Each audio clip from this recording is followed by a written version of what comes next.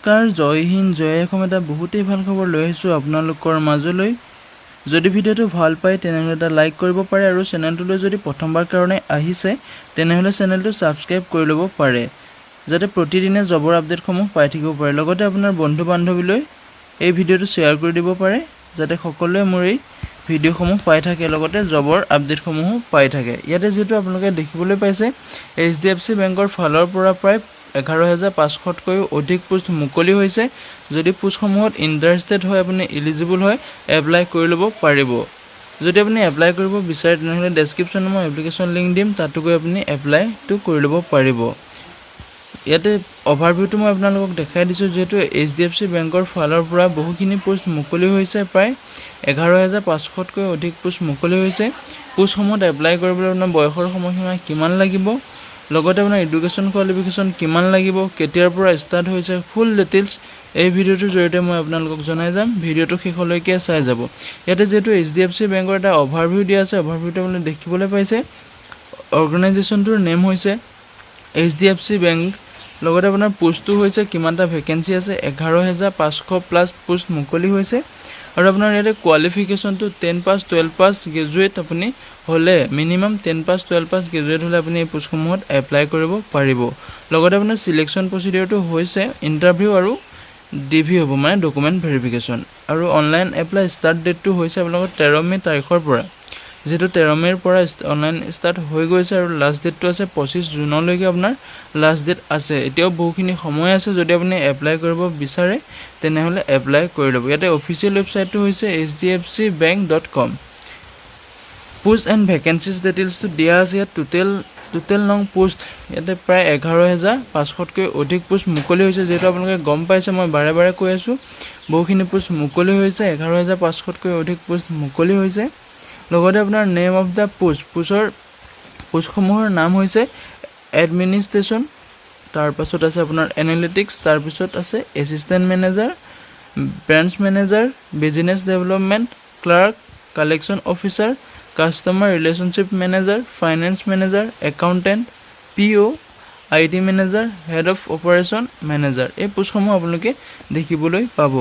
লগতে আপোনালোকে ইয়াত ইলিজিবল ক্ৰাইটেৰিয়াটো হৈছে, এজ লিমিটটো দিয়া আছে আপোনাৰ যোন দিনাৰ পৰা এপ্লাই হৈছে, মানে 13 মে'ৰ পৰা যিহেতু এপ্লাই হৈছে, আপোনাৰ যদি 13 মে'লৈকে আপোনাৰ 40 বছৰ হৈছে তেনেহ'লে আপুনি এপ্লাই কৰি ল'ব পাৰিব। লগতে আপোনাৰ মিনিমাম এজটো 18 বছৰ হ'ব লাগিব।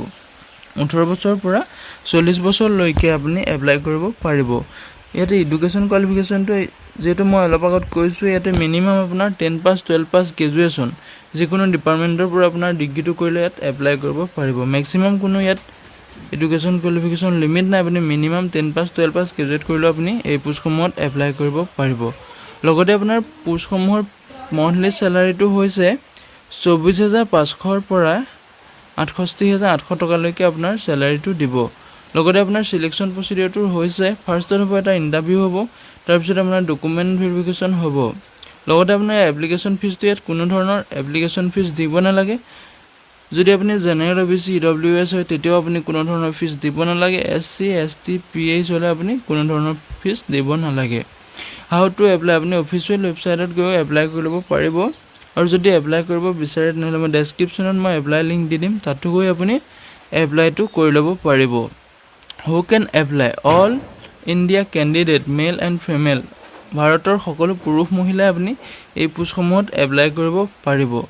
যদি ভিডিঅ'টো ভাল পাইছে তেনেহ'লে এটা লাইক কৰিব, আৰু মোৰ চেনেলটোলৈ যদি প্ৰথমবাৰ কাৰণে আহিছে তেনেহ'লে চেনেলটো ছাবস্ক্ৰাইব কৰি ল'ব। ইয়াতে এপ্লিকেশ্যন মোডটো হৈছে আপুনি অনলাইন মাধ্যমেৰে এপ্লাই কৰিব পাৰিব। ইম্পৰ্টেণ্ট ডেটটো হৈছে আপোনাৰ starting date for submission of online application form.